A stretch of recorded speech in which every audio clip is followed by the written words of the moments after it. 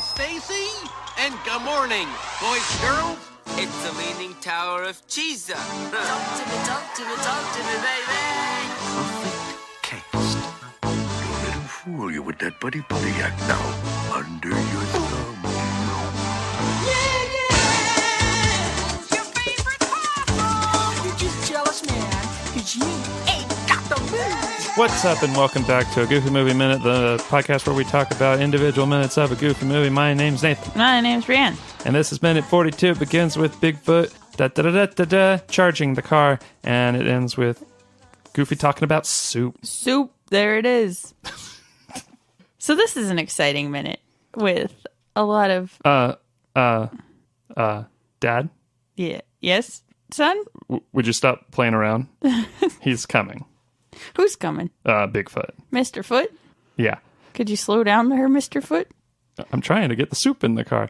So I roll down the window just a little bit to some reason. But now that has backfired because he can't get the can of alphabet soup back in through the window. Which is a problem. He has to turn it. I think this is a dog thing because our dog, used to get its head stuck in the fence in very much the same way as this soup thing. Yeah. And we'd be charging. Be like, I'm gonna get you. And with toothpaste coming out of our mouth and nose. Yeah. You know, toothpaste isn't meant to be swallowed. No. Do Did you you know know that? why? I'm not really sure why. I heard it'll make your teeth brown. But Bigfoot, If you swallow it, I heard that. that doesn't make any sense. I don't know. That don't make no sense. It was enough incentive for me to not swallow it. It like, probably it's bleaches your butthole, depending on But people will pay good money for that. Sorry, it whitens it. Did we talk about alphabet soup last time? Yeah, remember? Nope. I remember. Okay, good. I'll just take your word for that. The major highlight was alphabet soup only comes in one language. Oh. Yeah, that's right. Oh, okay. It's all coming back to me. Sorry for the long break, everybody. So, on August 18th, 2018, in the city of Denver, Colorado, there's going to be an event called Movies by Minute Denver. And a lot of Movies by Minute podcasts are going to be doing live appearances. And Brianne and myself will be in the audience. And you could sit next to us if you go to it, if you live in Denver. If you don't live in Denver, it's probably too late to come. But if you're the type of person that listens to this podcast right when it comes out, perhaps you'd be interested. Sorry for not promoting it earlier. On with the show. It's at the Bug Theater. Yeah, and if you can't make it, maybe you could trick your dad into taking you there. Yeah, I would just change the Google Map waypoint so that it auto-navigates. Yeah. So that when he's like, right or left, iPhone, and it's like, you're currently offline. Right or left, Google Maps. And then it says it at the last minute. You're scraping to the divider, and you're on your way to Denver, Colorado, but the relationship has soured. That could be you. Anyway, we will be there. That's just a thing. Come say hi. You'll know us because we're wearing Goofy Movie Minute t-shirts. You'll know us by our voices. You'll know us by the Trail of Dead is not performing. Trail of Dead? What? What? You don't know the band, and you will know us by the Trail of Dead? I'm sorry that I lost that one. Okay. If you've heard of a band called And You'll Know Us by the Trail of Dead, send us an email at agoofymovieminute@gmail.com. On with this minute of the podcast, 42. Okay, so like I was saying, do you think Goofy almost got disarmed? Yes. Do you think that would have altered his life significantly? I've seen a lot of three-legged dogs. They tend to get by. It's true. Anyway. I think he would be more like, make you happy.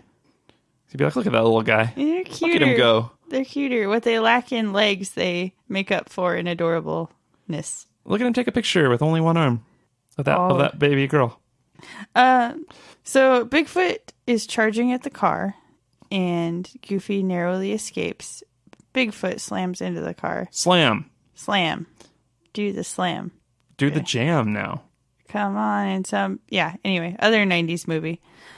And he falls back, and stuff goes flying everywhere. He like falls on a box and It goes in the air. yeah, it was Vertical.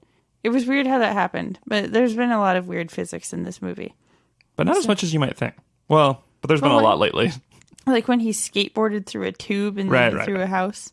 Yeah.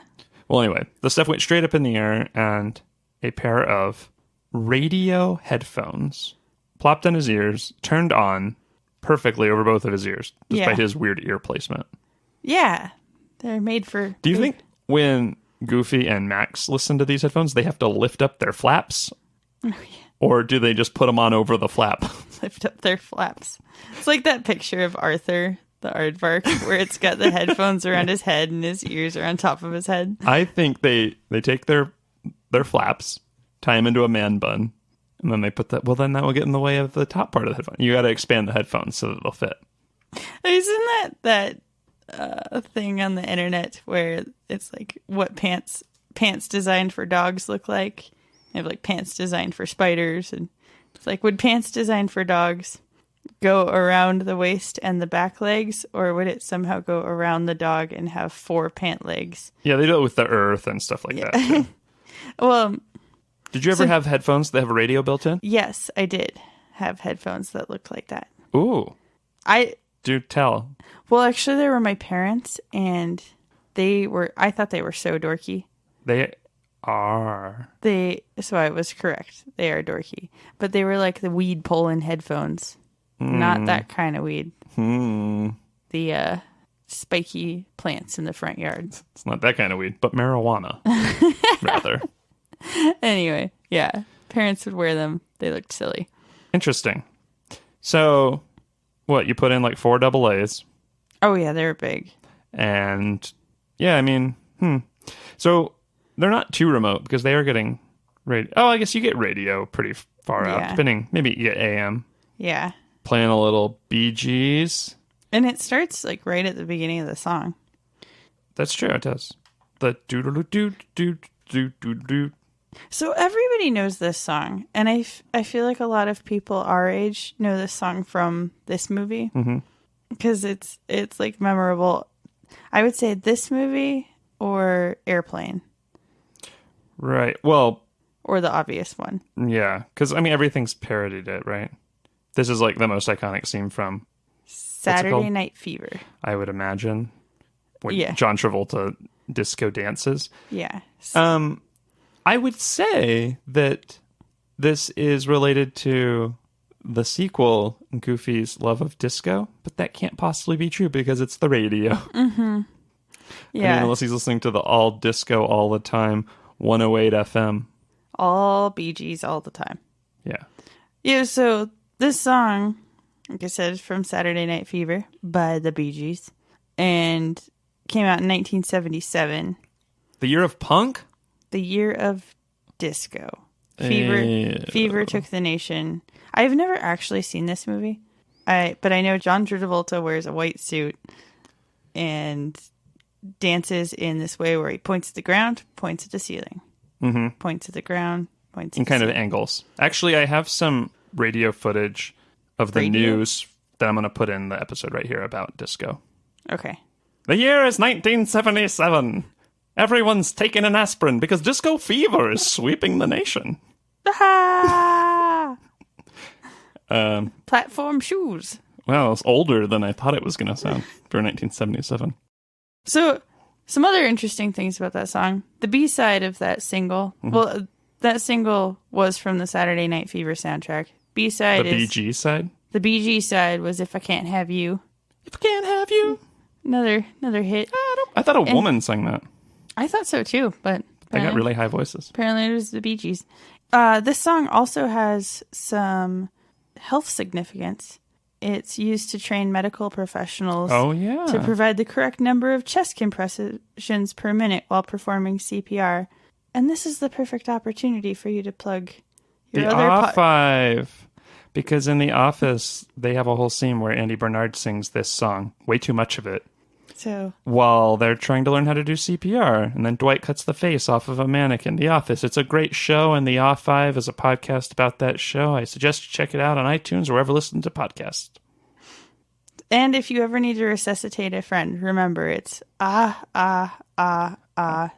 Alive. You're Stayin' hoping. Alive. And yeah, you'd hope. Don't do it to If I Can't Have You, because that's more depressing outcome. Yeah.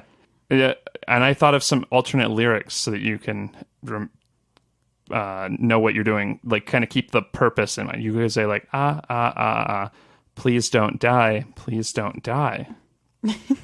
Okay. Anyway, when I was looking up the lyrics, I wasn't looking up the lyrics, but when I looked at the script for this movie, well, it's not really the script. Someone obviously wrote it because of the movie. It has the lyrics as like dialogue. Oh, yeah. Here's the lyrics I wonder that are in the movie. Okay. You can tell. Which, by the way, plays as if you're hearing them from headphones far away, not in the mix of the movie, which I think is really interesting that they would like pay for the rights to this song. Maybe it's like a cover to save some money because you wouldn't really be able to tell. It's kind of, a really good cover, really good karaoke version. According to Wikipedia, the Beegees guard the royalties for this song pretty closely. So you can't cover it? Well, They probably, so it is a cover. They get a lot of money for it seems. But it's been in like, I don't know. But like the Beatles don't usually put their songs in movies, but you can still have someone cover it and then pay them royalties. But that doesn't mean they're going to let you use their recordings, like in I Am Sam or Across the Universe. Okay. Well, you can tell by the way I use my walk. I'm a woman's man, no time to talk. The music loud and woman warm. I have been kicked around since I was born. But then it's all right. It's okay. That's all I got. But at this point, he's dancing around. His shoulders start first. Oh, Bigfoot's? Oh, yeah. And then he shows off his terrible teeth. He's happy. He's experiencing music for the first time. Oh my God, that's true. He's got like weird, like his teeth are like weird pieces of wood that like stick out in odd directions. I think he's got some gum disease. Gingivitis. Yeah. It's possible. So, well, when he gets his headphones on, he's first swatting at them. Like, Frank Welker. And then he starts getting into it. He starts catching the fever. Yeah. It starts in your finger, just your index finger. You do a little. He's never heard music before, but he knows exactly what dance to do to this song. It's intuitive. I'm surprised he didn't start trying to give CPR to somebody. Song just makes you want to save lives. So, yeah, like you said, he starts doing like the little finger dance. Just pointing to the ground, pointing to the ceiling. Do it along at home right now. All right. Oh, is it to the ground, to the ceiling? I thought it was to the upper left ceiling, then down. Oh, and then to the upper right ceiling. Down to the left, up to the right. Down to the left, up to the right. See, I do up to the right and up to the left. We'll have to go back to the footage. Oh, weird. Like that. Well,